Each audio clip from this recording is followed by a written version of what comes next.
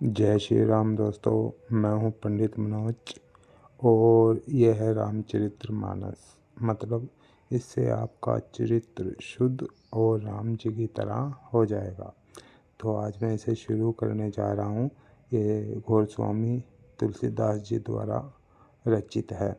ठीक है, तो शुरू इसलिए कर रहा हूं क्योंकि बजरंगबली जी हमारे देखो ये बैठे हैं ना, तो इनका जन्मोत्सव 2 अप्रैल को है। ठीक, मैं इनका भगत और ये राम जी के भगत। तो राम जी का तो मैं गुणगान ही नहीं कर सकता अपनी वाणी से। जो तुलसीदास जी ने की है वो मैं आपको बताने की कोशिश करूँगा। तो देखो इसमें ना पिक्चर दी है, मैं आपको दिखा सकता हूँ। तो रामचरितमानस शुरू करने का मेरा उद्देश्य ये देखो, ये रे स्वामी, ये ना जिस तरह के प्रभु उस समय तुलसीदास जी दिखाई देते थे, उस समय की ये पिक्चर बनाने की कोशिश की गई है। यह पेंटिंग होगी, उससे पिक्चर आज के टाइम में तो बन जाती है। तो ये देखिए, ये हमारे राम जी और लक्ष्मण जी, साथ में बजरंगबली जी आपको दिखाई दे रहे हैं। इधर देखेंगे कि ये देखो रथ है, ठीक है ना, और इस पे सभी विराजमान है। ये पुष्पक रथ है, पुष्पक, जो मान लो रावण जी एक के पास हुआ करता था। तो इसी के द्वारा राम जी अयोध्या आए थे। मैंने एक वीडियो में आपको बताया भी था वो इतनी शीघ्र क्यों आए। ठीक है ना, ये पिक्चर है। और अब हम शुरू करते हैं गणेश जी से, क्योंकि कोई भी कार्य पहले अगर आप कर रहे हो तो भगवान गणेश जी का नाम लेना अत्यंत जरूरी है, कोई भी शुभ काम हो। तो इसमें पहला दोहा दिया गया है, जो सुमृत सिद्ध होई गण नायक करीबर वदन करद अनुग्रह सोई बुद्धि रसी शुभ गुण सदन। इसका अर्थात इसकी हिंदी क्या है मैं बता देता हूँ। इसमें वैसे वर्णित है, लिखी हुई है कि जिनके स्मरण मात्र से, यानी कि सोचने से, केवल जिनके स्मरण मात्र से यानी कि सोचने से ही आपके कार्य बनने लग जाते हैं। अगर आप प्रभु गणेश जी को आप सोचते हो, सोचने से ही, क्योंकि वो तो कार्य करने में संपन्न है, हर कार्य बना देते हैं। तो स्मरण ही करोगे तो आपका काम बन जाएगा, तो कार्य सिद्ध होते हैं। तो आगे लिखा है गण नायक करीबर वदन, मतलब जो गुणों के स्वामी और सुंदर हाथी के मुख वाले हैं।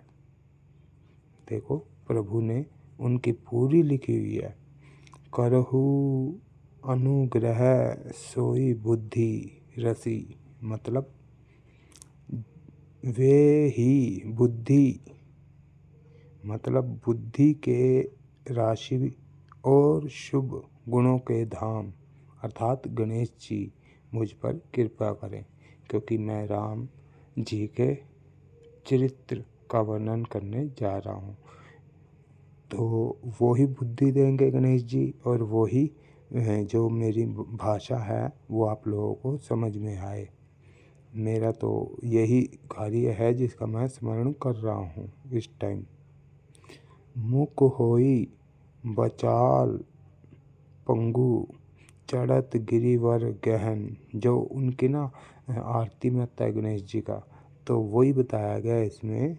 जिनकी कृपा से पंगु, अर्थात जिसकी टांग खराब है, वह बहुत सुंदर, और नहीं, पंगु मतलब जिसके बोलने, ये पहले बोलने वाला था, मैं थोड़ी मेरे से गलती लग गई है, पर वीडियो चल रही है तो बुरा मत मानना दोस्तों। पंगु होता है जो अर्थात गूंगा है, और वह सुंदर बोलने लग जाता है, प्रभु की सुंदर आराधना करने लग जाता है। आगे लिखा है चढ़त गिरिवर गहन, ये है मतलब जो अर्थात जिसकी टांग खराब है, वो लूला लंगड़ा दुर्गम पहाड़ों पर चढ़ जाता है। जसु कृपया सो दयाल ध्वज अर्थात वे कलयुग के सब पापों को यानी जितने भी पाप हैं उन सब पापों को जला डालने वाले। कौन? अर्थात गणेश जी भगवान। ठीक। सकल करी मल दहन मतलब जितने भी आपके पाप हैं उन सब को जला कर राख करने वाले दयालु भगवान गणेश जी मुझ पर भी द्रवित हो मतलब दया करें। ये मैं उनकी आराधना कर रहा हूँ, उनको बोल रहा हूँ। फिर बाल्यकांड स्टार्ट हो जाएगा प्रभु का। तो नील सिरोहु श्याम तरुण अरुण भजी नयन अर्थात जो नील मतलब नील जो माना गया है ना, मतलब नीला रंग एक तरह का, जैसे कमल गट्टे होते हैं नीले रंग के, उसके समान श्याम वर्ण यानी अर्थात श्री कृष्ण जी के वर्ण के समान पूर्ण खिले हुए लाल कमल के समान। जैसे हमें गुलाब का फूल खिला हुआ बहुत अच्छा लगता है, उस तरह। करहु सो मम डर धाम सदा क्षीर सागर शयन अर्थात और जो सदा क्षीर सागर का शयन करते हैं अब अर्थात भगवान विष्णु जो क्षीर सागर का शयन करते हैं मतलब उसमें रहते हैं, वे भगवान नारायण मेरे हृदय में निवास करते हैं, मेरे दिल में निवास करते हैं। कुंद इंदु मम देह उमा रमन करुणा अयन अर्थात देखो इधर दिया हुआ है, आपको हिंदी भी दी हुई है, आप पढ़ सकते हैं, पर मैं कोशिश कर रहा हूँ। देखो ऊपर आ गया बाल्यकांड और यहाँ पे क्या है देख लो, रामचरित्र मानस। अब जो प्रभु जी का बाल्यकांड है, बाल्य अवस्था थी, उसके बारे में बताया जाएगा। जिनके कुंदन के पुष्प और चंद्रमा के समान मतलब चंद्रमा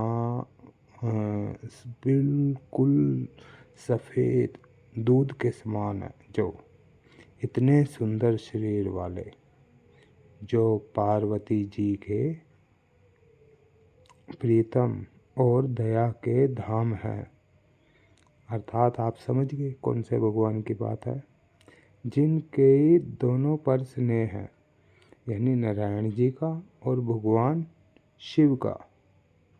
वे कामदेव का मदन अर्थात मदन करने वाले मुझ पर भी कृपा करो। जो दोनों भगवान के प्रिय हैं, भगवान गणेश जी मुझ पर भी कृपा करो। बंधु गुरु पद कंज कृपया सिंधु नर रूप हरि अर्थात मैं उन गुरु महाराज के चरण कमलों की वंदना करता हूँ जो कृपा के समुद्र में और जो कृपा के समुद्र में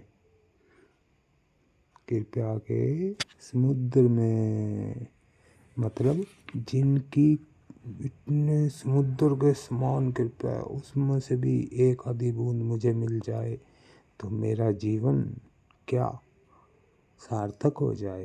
तो नर रूप में श्री हरि ही हैं मतलब भगवान जो राम जी नर रूप में जन्म लिया था वो श्री हरि जी थे, पर आए वो मनुष्य के जीवन में।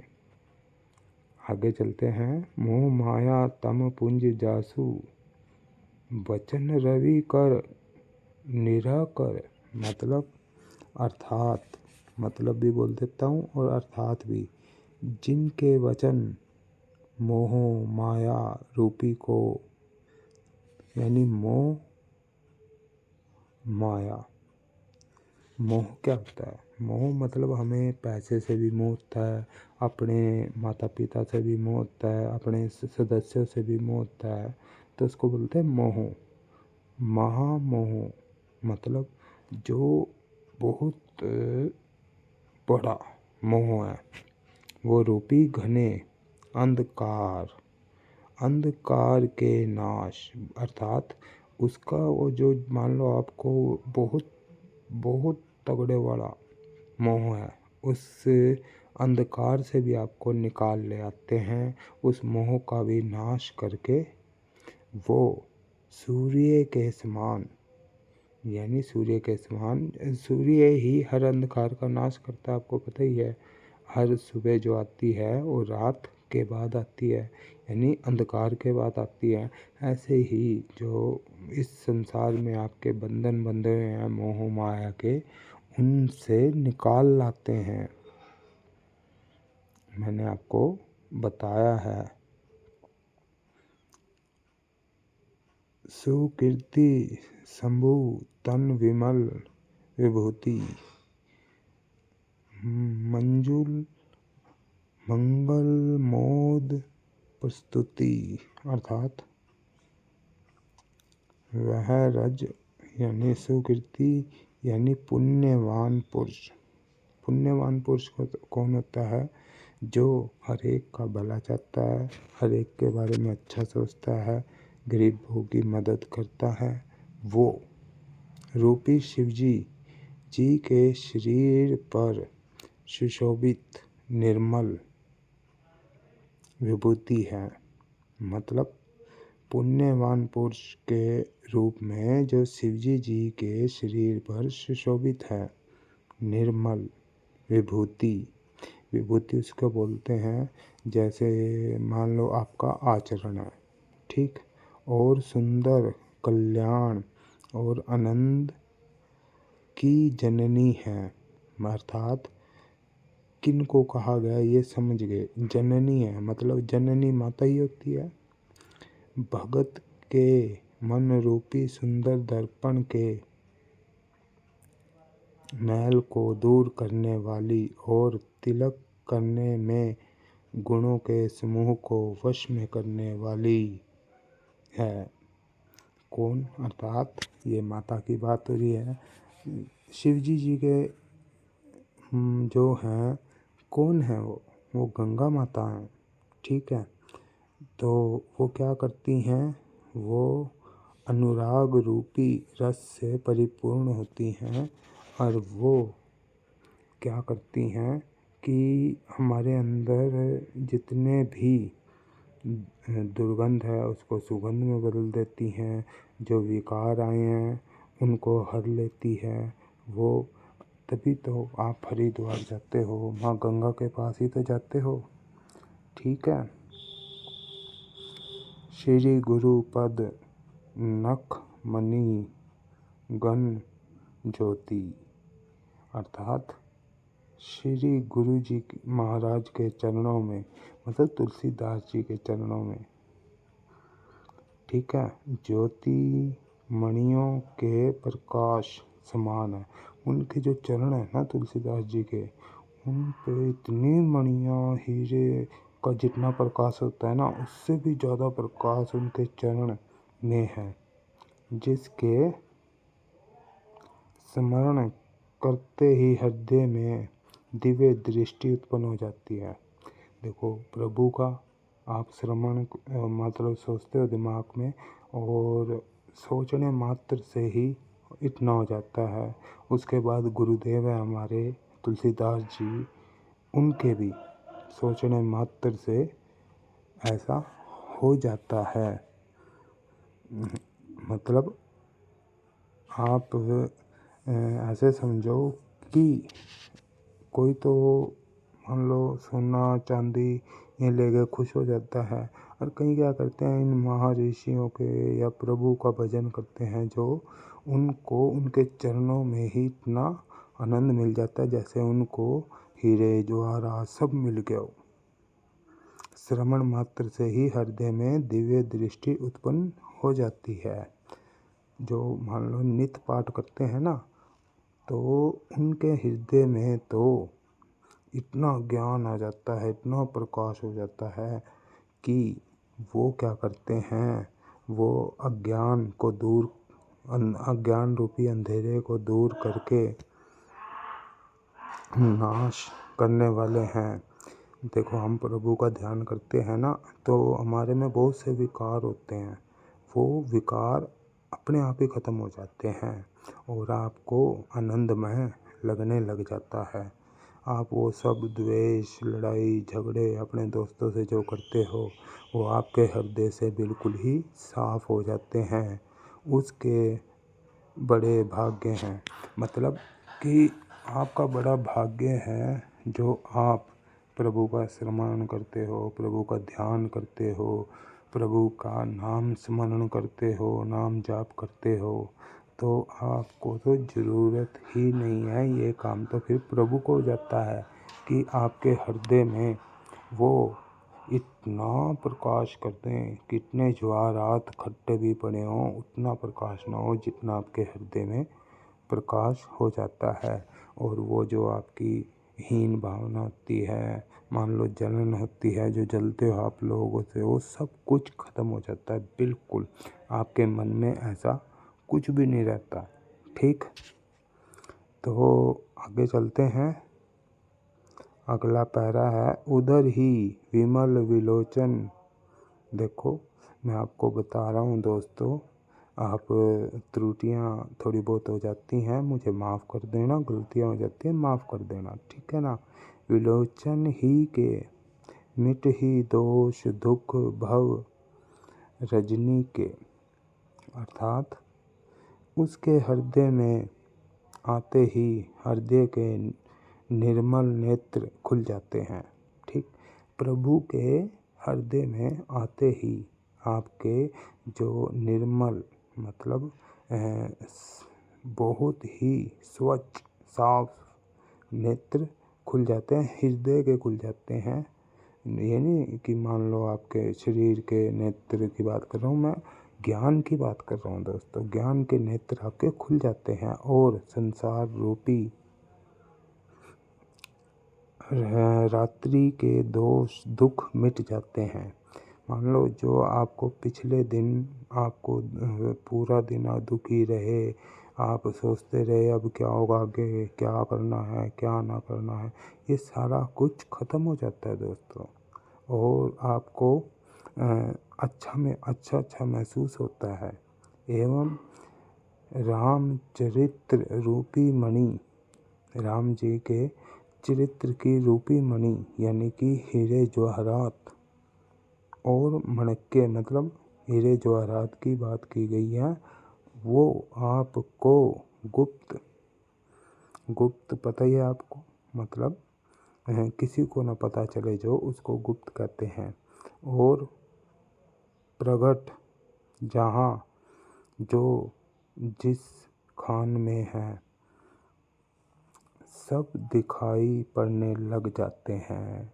जैसे हीरा मान लो किसी खान में पड़ा है तो दिखाई नहीं देता है, पर आपके हृदय में, आपके दिल में जो मान लो आपके अच्छे विचार, बढ़िया विचार, प्रभु का स्मरण ये है, ये आपको स्पष्ट नज़र आने लग जाता है कि ये संसार जो है ये दोषों से, ये मोह माया से, ये ईर्ष्या से, द्वेष से भरा पड़ा है।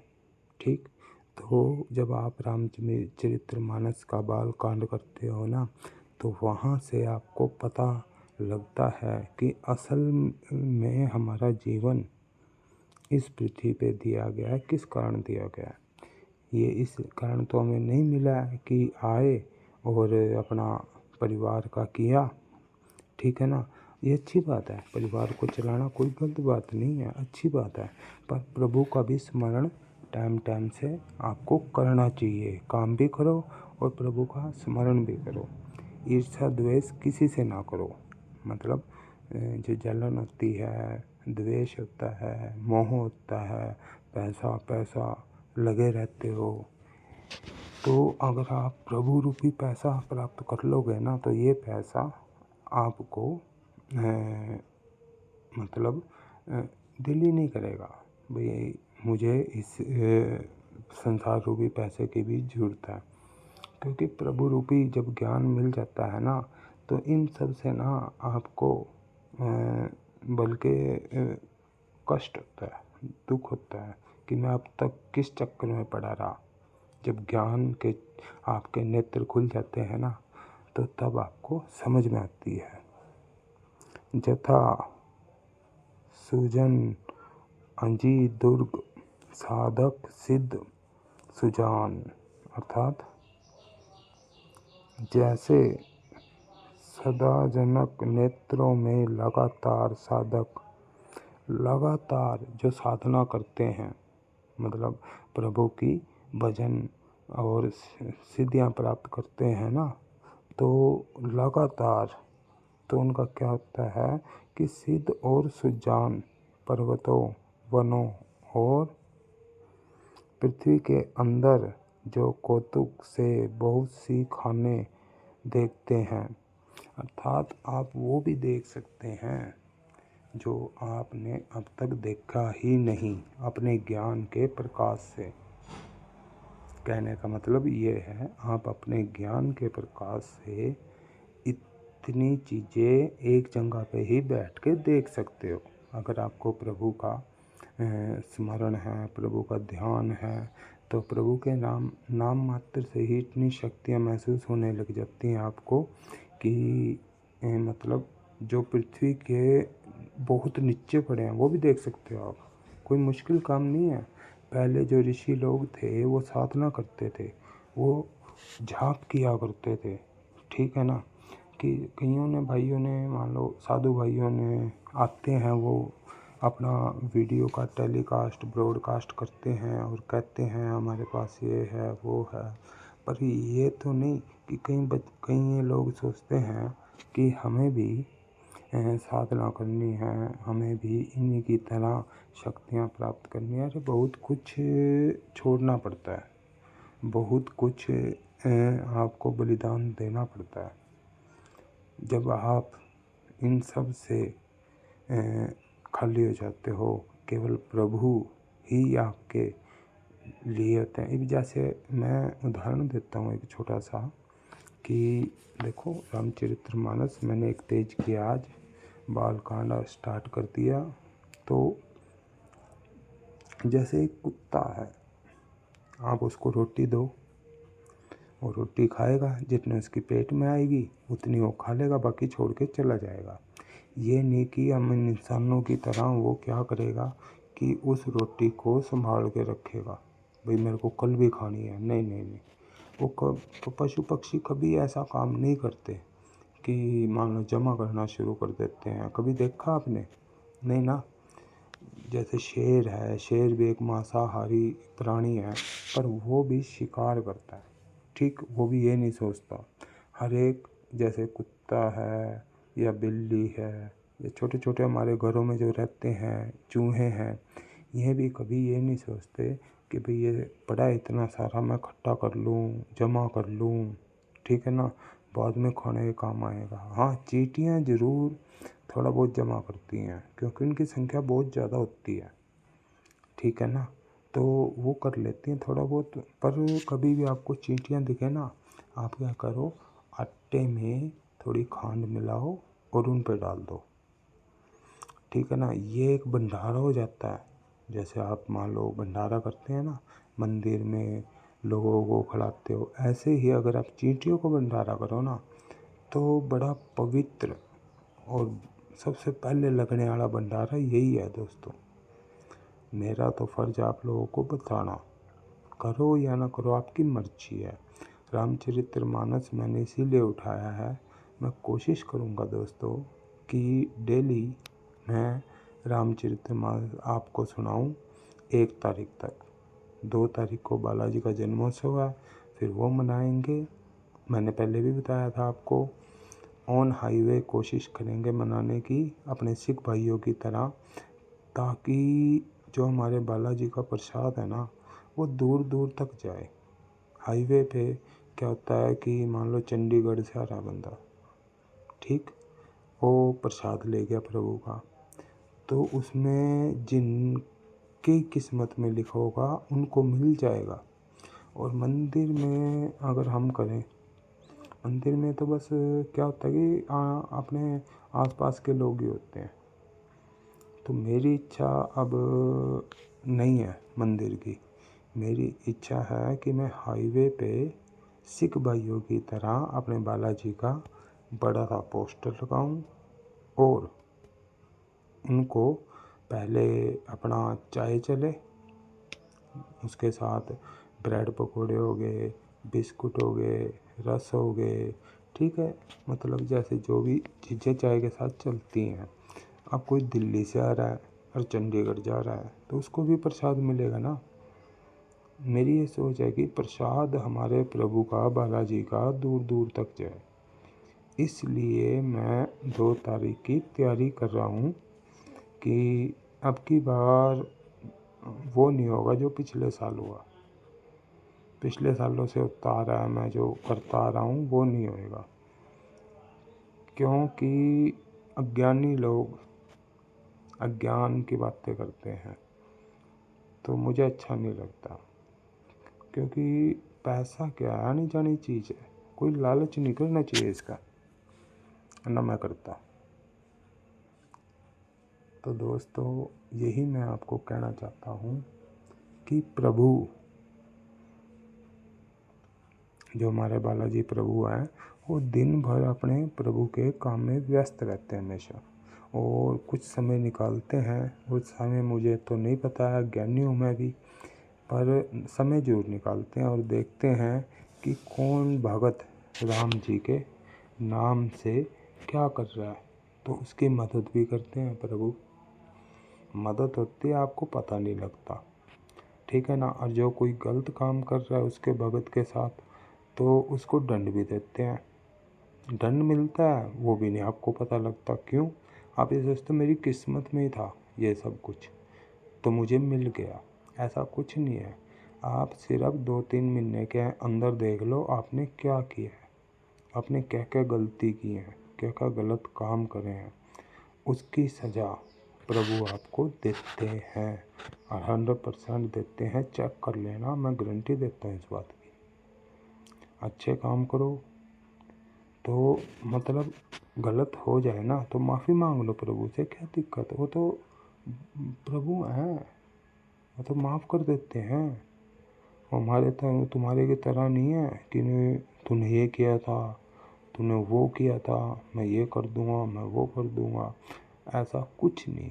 वो टाइम ही नहीं लगाते, आपको क्षमा कर देते हैं।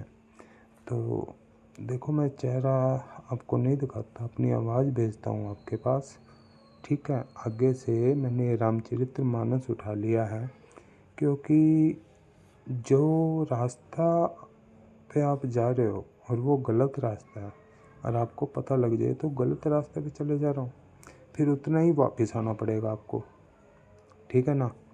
और फिर जाके दूसरे रास्ते, अच्छे रास्ते की शुरुआत फिर होएगी। इतना समय तो वेस्ट गया ना आपका। ऐसे ही मैं गलत रास्ते पे ही जा रहा था, तो अब वापस आया हूँ, अब दूसरा रास्ता पकड़ा है, अब इस रास्ते पे चलेंगे और रास्ता संपूर्ण करेंगे, ठीक है ना। कि हम आपको रामचरितमानस की कुछ दोहे और कुछ हिंदी डेली समझाएंगे, डेली आपको करवाएंगे। आप क्या करो, सिंपल है, आप फ़ोन अपना मेरी वीडियो लगाओ और छोड़ दो चलने के लिए, ठीक है ना। शुद्ध शुद्ध इसमें कोई मैं एडिटिंग ज़्यादा नहीं करूँगा, क्योंकि ये प्रभु की है। पैसे के लालच में करते हैं लोग, मैं नहीं करता। कि जैसे मैंने स्टार्ट किया था मंदिर में जाना, तो मैंने कसम खाई थी कि वहाँ से 1 रुपया अपने घर नहीं ले आऊँगा, ठीक है ना। तो यही कसम है कि भगवान के जो भी काम है उन कामों से मैं 1 रुपया भी अपने घर नहीं ले जाऊँगा और भगवान के काम में ही लगा दूँगा, ये अपना वादा है।